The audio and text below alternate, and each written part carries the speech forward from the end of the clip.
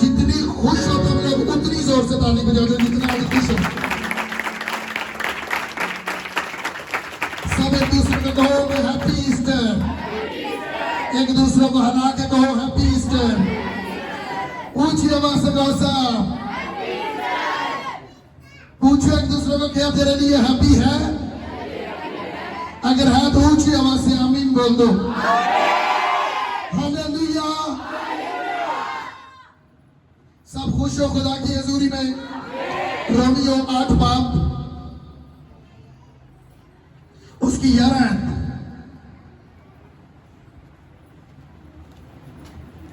ध्यान से सुनना है कि ईस्टर के मैसेज सब चीजें हमें बचपन से पता है, क्योंकि हम गैर कौम में से नहीं है, हम सब लोग मसीही लोग हैं और बचपन से ही ईस्टर का मैसेज रस्मी मैसेज सुनते आ रहे हैं। लेकिन जो आज रूह ने मैसेज दिया वो सुनिएगा। रोमियो उसका 8 बाब उसकी 11 आयत। और अगर उसी का रूह तुम में बसा हुआ है जिसने यीशु को मुर्दों में से जिलाया, तो जिसने मसीह यीशु को मुर्दों में से जिलाया वो तुम्हारे फानी बदनों को भी अपने उस रूह के वसीला से जिंदा करेगा जो तुम में बसा हुआ है। सब पूरी ताकत के साथ कहेंगे आमीन। हालेलुया। किसने यीशु को मुर्दों में से जिंदा किया? किसने?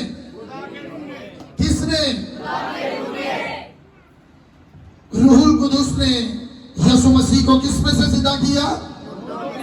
मुर्दों में से। रूहुल कुदुस ने। सबका पैदा होने का भी दिन है, सबका मरने का भी है, लेकिन 3 चीजें दुनिया में किसी के पास कोई अपनी ताकत से नहीं कर पाया। अगर कर पाया तो किसने जिंदा किया? खुदावंद यीशु मसीह को किसने जिंदा किया?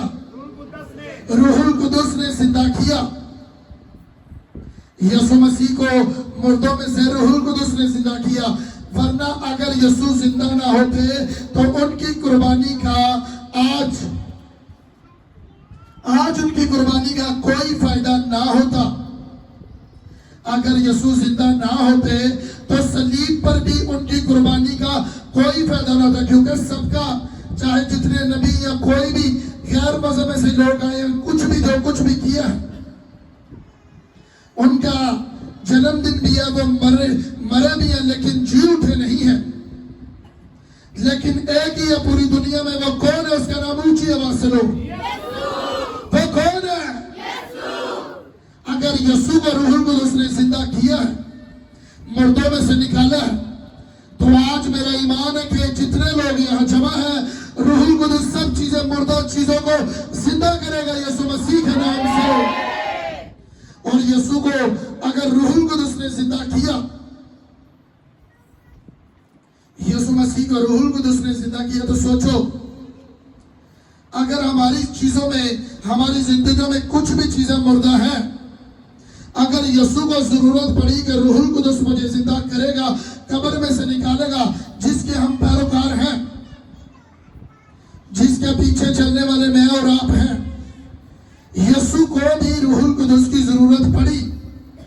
अपने आप बाइबल कहती है यीशु मसीह मुर्दों में से नहीं निकले, रूहुल कुदुस ने यीशु को मुर्दों में से निकाला। रूहुल कुदुस ने मुर्दों में से निकाला। और क्यों निकाला? हमारे लिए, हम सब के लिए।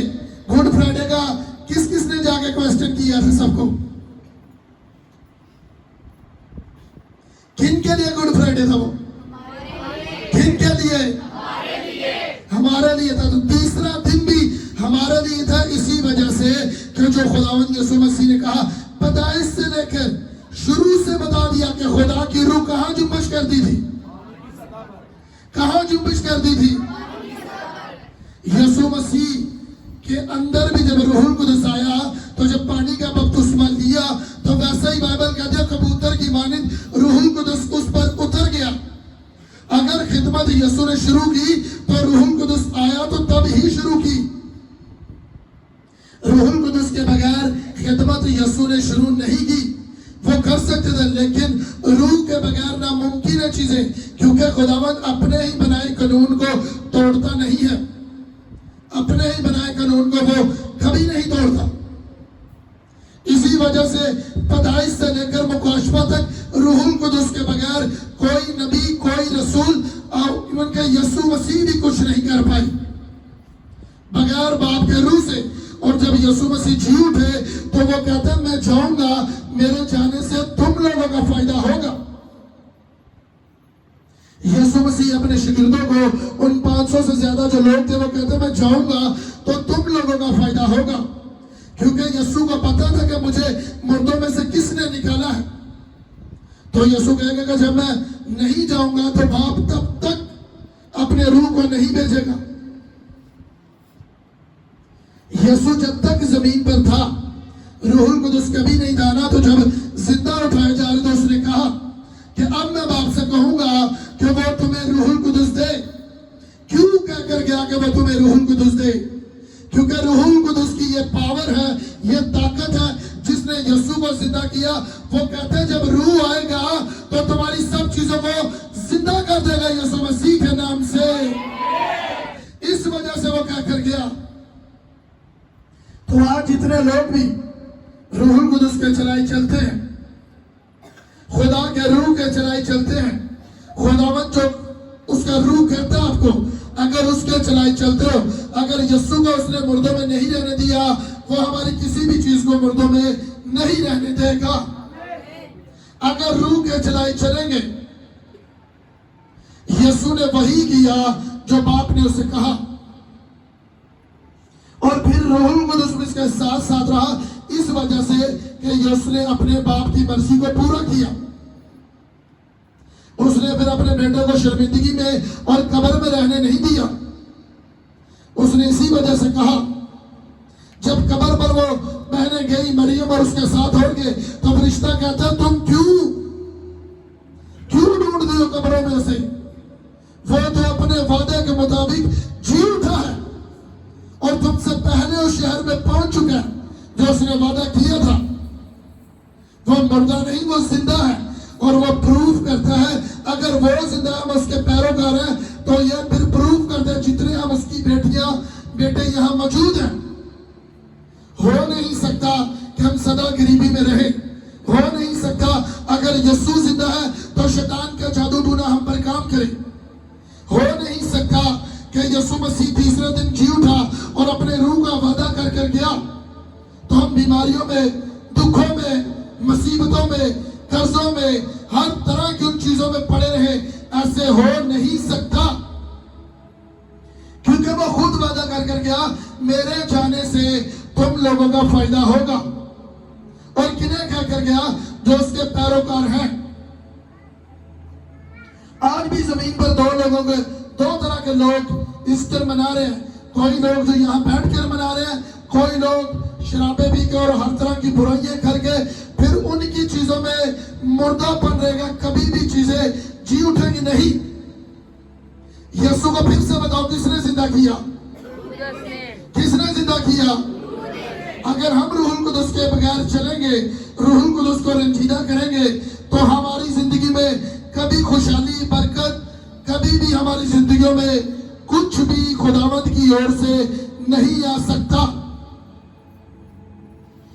अरसे से मना रहे हैं ईस्टर, लेकिन इसका भेद पीछे यह है कि रोमियो 8 उसकी 11 आयत में इसने कह दिया, जिस रूह ने यीशु को मुर्दों में से जिंदा किया वो तुम्हारी चीजों को मुर्दों में नहीं रहने देगा। तुम्हारे जिस्म, तुम्हारे फानी बदनों को,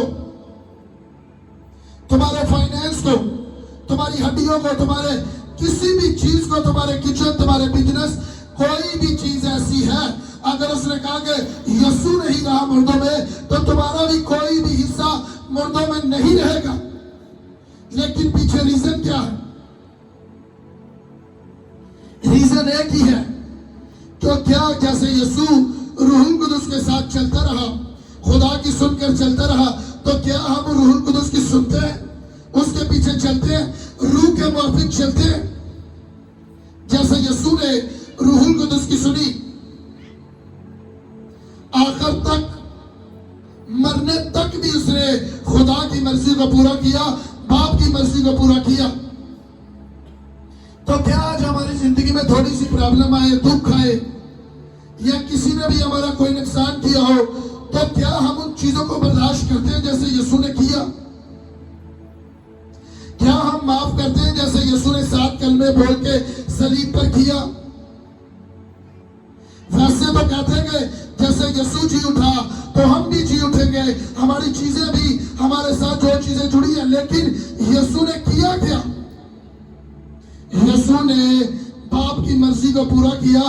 जितने लोगों ने से संसार किया, सलीब दी, तब भी कहता है कि आ बाप इन्हें माफ कर, क्योंकि ये नहीं जानते ये क्या करते हैं।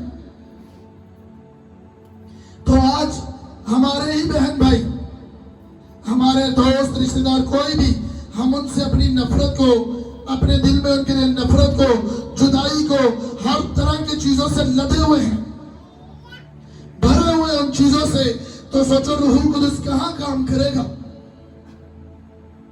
वरना लोग 10-10 साल, 20-20 साल, 50-50 साल से ईस्टर को मना रहे, लेकिन वो जो यीशु मसीह जी उठा, फिर हमारी जिंदगियों में वो चीजें क्यों नजर नहीं आ रही? इस वजह से नजर नहीं आ रही कि खुदावंद कहता है कि मुझे रूहुल कुदुस ने जिंदा किया है। 3 हफ्ते पहले रूहुल कुदुस ने मुझे बता दिया कि ये वाला ईस्टर को मैसेज देना है। खुदा ने मेरे दिल में ये चीज डाल दी थी कि मेरे लोगों को बताओ, बोल मेरे लोगों को, अगर तुम बरकत लेना चाहते हो तो जिस रूह ने यीशु को जिंदा किया, यीशु ने अपने कलाम में, रिटर्न में, अपने रसूल के जरिए से लिखवा दिया कि मैं अपनी ताकत से बाहर नहीं आया, मुझे रूहुल कुदुस ने जिंदा किया है। तो आज भी अपनी ताकत से बिजनेस कर लेंगे, तालीम को तो हासिल कर लेंगे अपनी ताकत से, अपने घर को तो बना लेंगे अपनी ताकत से, लेकिन उसे चलाएगा कौन? आगे कौन लेकर जाएगा? अपने पैसे से घर बना लेंगे, बिजनेस खोल लेंगे, तालीम कर लेंगे, अच्छा पढ़ लेंगे, लेकिन आगे उसे कामयाब कौन करेगा?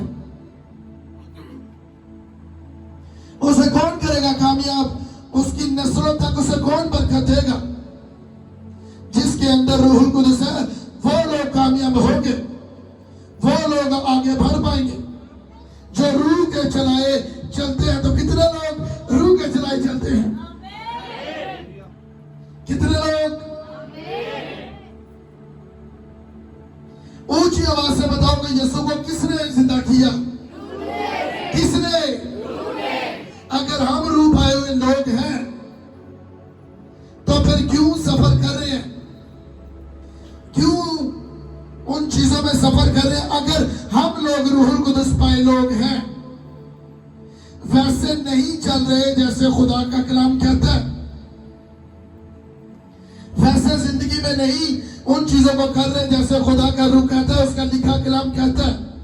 इसी वजह से रूहुल कुदुस हमारी जिंदगियों में, हमारे फाइनेंस को, हमारे बिजनेस को, हमारे किसी भी किचन में कोई भी चीज जो हमारे साथ जुड़ी हुई है, उन्हें जिंदा नहीं कर पाता। रूहुल कुदुस उसे जिंदा नहीं कर पाता। क्यों? क्योंकि उसे पता कि ये मेरे चलाए नहीं चलते।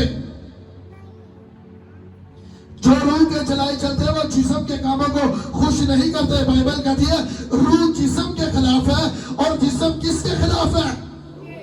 किसके खिलाफ है? दोनों एक दूसरे के मुखालिफ काम करते हैं। जो जिस्म के मुताबिक चलेगा तो बाइबल कहती है वो मरेगा। तो जिस्म के काम को आपको पता है, हरामकारी, जुदाइयां, बिदअतें, लड़ाई झगड़ा, कीना, बुग़्ज़, नफरत, बुग़्ज़ रखना, किसी के बारे में एंजॉय करना, यीशु के अंदर ये एक बात भी नहीं पाई जाती थी। यीशु माफ करता था, बोझ रखता था, तरस करने वाला था, बाप की मर्जी को पूरा करने वाला था। तब रूहुल कुदुस उसके साथ साथ उसके अंदर रहता था। तब रूहुल कुदुस ने यीशु को मुर्दों में से जिंदा किया, और इसी वजह से किया। हम सब बचपन से सुनते आ रहे हैं कि यीशु ने हमारे लिए जान दी, हमारे लिए कोड़े खाए, हमारे लिए ही तीसरे दिन मुर्दों में से जी उठा। जी तो उठा हमारे लिए, मानता हूं हमारे लिए, लेकिन आगे अगर हमारे लिए जी उठा है तो हमें उसके लिए कैसे खुश करना है? अगर मानता हूं हमारे लिए ही जी उठा, शैतान को शिकस्त दे के, लेकिन फिर आगे हमें क्या करना है? हमने कैसे चलना है। जो हमारे लिए जी उठा वही कहता है कि जिसने रूह को, यीशु को मुर्दों में से जिंदा किया, वो रूहुल कुदस ने किया, तो वो तुम्हारे मुर्दा अज़ाओं को, तुम्हारे बिजनेस को, तुम्हारी जॉब को, तुम्हारे घराने को, तुम्हारी मैरिज को, तुम्हारी फैमिली को जिंदा क्यों ना करेगा फिर। लेकिन हमें रूह के पीछे, रूह के चलाए चलेंगे तो होगा। पुराने यादनामे से लेकर नए तक जितने लोगों ने रूह के चलाए चले, आज भी उनके नाम जिंदा है।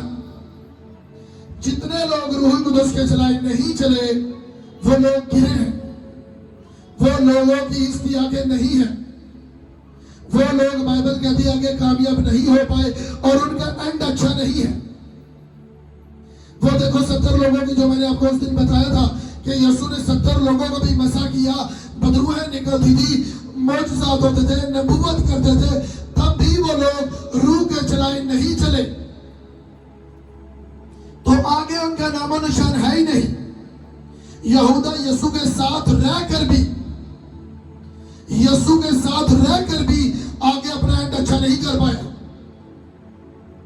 जहाजी एक खुदा के रूह के वाले बंदे के साथ, नबी के साथ, जिसके अंदर रूह है, तब भी वो एंड उसका अच्छा नहीं हुआ, ना उसकी नस्ल का। इस तरह के करैक्टर के बहुत से लोग हैं जिनको खुदा ने खड़ा किया, लेकिन जो रूहुल कुदस को छोड़ के जिस्म के कामों को लालच के जरिए से, हर तरह की लड़की लड़के को चक्कर चाहिए, किसी भी चीजों से लड़ाई झगड़े में गिर गए, नफरत से गिर गए, मोबाइल से गिर गए, जो गिरे, बाइबल ने किसी का नहीं छुपाया, उसके रिटर्न में लिखा। अगर दाऊद ने रूहुल कुदस की नहीं सुनी तो खुदावंद कहता अब तलवार तेरे घर से कभी नहीं हटेगी, कभी भी नहीं हटेगी। तो सोचो अगर रूहुल कुदस के बगैर चलेंगे, जिन्हें खुदावंद कहता है वो मेरे दिल के मुआफिक मिला है दाऊद, तो उसे कहता है तेरे घर से कभी भी तलवार हटेगी नहीं। उन्होंने सरेआम अपनी माँ के साथ ज़िना किया, क्योंकि पुराने यादनामे में बहुत सी बीवियां होती थी, उनके दाऊद के बच्चों ने ही सरेआम अपनी माँ के साथ ज़िना किया, जितने भी उनकी बीवियां थी दाऊद की। लेकिन क्यों? क्योंकि उसने खुदा के रूह से हटा। और आज भी अगर खुदा के रूह से हटेंगे, उसकी मर्जी के खिलाफ काम करेंगे, तो शैतान डसेगा, उसके जी उठने का फिर हमारी जिंदगी में कोई फायदा नहीं है। मुंह से कहते रहेंगे, जैसे नीचे लोग रात पूरी हम यहाँ प्रेयर करते रहे हैं, जवान नीचे सरेआम सिगरेट पी रहे हैं, सरेआम गाली गलौज, सरेआम हर तरह की चीजें कर रहे हैं, यहाँ के ही बच्चे, तो क्या उनके लिए यीशु मसीह जी उठा है? कभी नहीं, उनके लिए नहीं जी उठा। जी उठा उनके लिए है, ये मैं खोल के बात बता दूं, जी उठा उनके लिए है जो रूह के चलाए चलते हैं, जो रूह के चलाए चलते हैं। अगर यीशु को रूह ने निकाला मुर्दों में से, तो सोचो जो रूह के चलाए चलते हैं, तो हमें वो मुर्दे में चीजों में रहने देगा? अपने मुंह से बताओ, वो रहने देगा? तो लोग दो तरह का स्टाइल बना रहे हैं, एक लोग रूह वाले बना रहे हैं और एक लोग जिस्म में बना रहे हैं। ऊंची ऊंची गाली गलौज, हर तरह के वो कामों को कर रहे हैं। तो फिर बाद में कहते हैं कि हैप्पी ईस्टर, ईस्टर मुबारक। नशे में रात को सबको ईस्टर मुबारक गिरते गिरते, तो मैं ऊपर से देख रहा था, गिरते गिरते ईस्टर मुबारक एक दूसरे को कह रहे हैं। तो इनके लिए कौन सा ईस्टर है? इनके लिए क्या फायदा कि यीशु जी उठा है? अगर वो जी उठा है तो फिर उसका काम करो। हम अपने मुंह से कहते हैं कि यीशु हमारे लिए जी उठा, तो फिर उसका काम करो। अगर जितने हम यहाँ जमा हैं, ईस्टर को मना रहे हैं, उसके जी उठने को मना रहे हैं, तो खुदावन ने हमें ये जिम्मेदारी दी है कि हम उसके काम करें, उसकी राह पर चले, उसके लिए रूहों को बचाए, रूह के चलाए चले, तब हमारी नस्लों तक बरकत आएगी, तब हमारी जिंदगी में बरकत आएगी, हमारे घराने में बरकत आएगी। जो रूह के चलाए पुराने यादनामे से लेकर नए तक जो रूह के चलाए चलते हैं वो जहां जाते हैं रोशनी आती है, वो जहां जाते हैं बेदारी आती है, जहां जाते हैं बदन टूटते हैं यीशु के नाम से। यूसुफ जहां गया, चाहे जहां कहीं भी उसके भाइयों ने बीमारियों में दुखों में डालने की कोशिश की, बेच दिया, मुसीबत सही, सब कुछ कहा, लेकिन खुदा के रूह से नहीं हटा। तो एंड उसका देखो, दानियल रूह के चलाए चला, उसका एंड देखो। पलूस रूह के चलाए चला, तो एंड में क्या था, जब वो यीशु मसीह से अपने पास बुला रहे, वो कहता मैंने अपने ताज को, अच्छी दौड़ को तोड़ दिया, मैंने जिंदगी के ताज को हासिल कर लिया है। जो रूह के चलाए चलते हैं उनके अंदर एक नई दिलेरी होती है। फिर वो कभी भी, चाहे काल आए, चाहे सूखा पड़े, चाहे बीमारियां आए, चाहे जंगे को हालात हो, चाहे महामारी हो, जंगे लगे, जो रूह के चलाए चलते हैं वो डरते नहीं, क्योंकि आने वाले हालात खुदा ने पहले से ही बता देते हैं। इसी वजह से कह रहा हूं, यीशु का मरना अबस था, बेकार था, अगर रूह उसे जिंदा ना करता। रूह के बगैर हम कुछ नहीं है। और आगे वही कहता है कि जिसमें मेरा रूह नहीं वो मेरा नहीं, और जो खुदा का नहीं उसे ईस्टर मनाने का कोई फायदा नहीं। वो रस्मी मना रहे हैं, खुदा को उसका ईस्टर मनाने में, नए कपड़े लेने से, अच्छा खाने से, पहनने से, खुदा को कोई उससे फायदा नहीं है। चाहे लोग जो कुछ मर्जी मनाए या कुछ भी करे, खुदा को उससे कोई फायदा नहीं है, कोई फायदा नहीं। खींच के बोलो हालेलुया, हालेलुया। खुदा को कोई फायदा नहीं उसका, और ना उसको फायदा है ईस्टर मनाने का जिसके अंदर खुदा का रूह नहीं। और जरूरी है नहीं कि जो बगाना जुबान बोलते हैं उसी के अंदर रूह है, नहीं, वो नेमत है। अगर जो खुदा के चलाए चलते हैं, जो पकीजगी से चलते हैं, जो उसके बोझ को उठाते हैं, जो हर तरह की मोहब्बत, चाहे उससे कोई नफरत भी करे, मोहब्बत रखते हैं, उसका फायदा है ईस्टर मनाने का, और खुदा उससे खुश है। जिसने अपने दुश्मनों को, अपने नफरत करने वालों को माफ किया, मोहब्बत की, खुदा उससे खुश है। जिसने ईस्टर में अपना आप छोड़ के दूसरी फैमिलियों की मदद की, जिसके पास कुछ नहीं है, उसका फायदा है ईस्टर मनाने का, उसका फायदा है। जितनी ताकत खुदा ने दी है, फैमिलियों की मदद करके यहां खड़े हैं। ईस्टर मनाने का कोई फायदा नहीं अगर हम ये चीजें नहीं करते। और लोग जो रस्मी मना रहे हैं, खुदा को कोई फायदा नहीं है उन लोगों का, और खुदा का आसमान उनके लिए पीतल का बन जाएगा। खुदा खुद अपने कलाम यशना 28 में कहता है कि मैं उनके लिए आसमान पीतल का कर दूंगा, नहीं खुलेगा, पुकारेंगे भी तो तब भी आसमान उन लोगों के लिए नहीं खुलेगा। और जितने रूह के चलाए चलते हैं, वो जहां खड़े होंगे वहां से बेदारी शुरू होगी यीशु के नाम से। वो जहां खड़े होंगे बेदारी वहां से शुरू होगी यीशु के नाम से। चाहे घर में वो बेटी या बेटा जवान ही क्यों नहीं, अगर वो रूह के चलाई चलती है, चलता है, उसी के वसीला से बेदारी का काम उसके घर से शुरू होगा। मैं डिक्लेयर कर दो तुम लोगों को बड़ी यीशु के नाम से। सबको समझ आ रही है कैसे ईस्टर मनाना है? रूहुल कुदस की हिदायत से, रूह को पाके, वरना ईस्टर मनाने का कोई फायदा नहीं है। खुदा खुद कह रहा है कि जिसमें मेरा रूह नहीं वो मेरा नहीं। वो जिसको हम बाप कहते हैं, यीशु को भाई कहते हैं, खुदा बाप को बाप कहते हैं, वही कह रहा है, इनकार कर रहे हैं जो लोग नशे में, नफरत रख के अपने दिल में, बुक्स रख के, जुदाइयां रख के मना रहे हैं, तो रूहुल कुदस उसकी जिंदगी में नहीं रहता। तो खुदा खुद डिक्लेयर कर रहा है कि ये मेरे लोग है ही नहीं। खुद डिक्लेयर डिक्लेयर कर रहे हैं खुदा। और जो लोग खुदा के रूह के चलाई चलते हैं तो खुदावन कहता है जिसमें मेरा रूह है उसे कहता है वो मेरा है। और फिर जिसके हम हैं जो कुछ भी करेंगे वो कभी हमें तन्हा नहीं छोड़ेगा, वो हमेशा हमारे साथ साथ रहेगा यीशु मसीह के नाम से। Praise the hallelujah. और किसके चलाए चलना है हमने?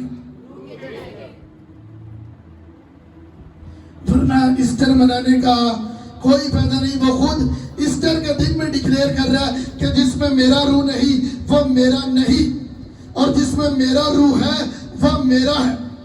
और जो खुदा का है और जो खुदा की बेटी या बेटा अगर उसके चलाए चलते हैं तो इसी कलाम को पढ़ के देख लो। रोमियो 8:11 को सदा याद रखना।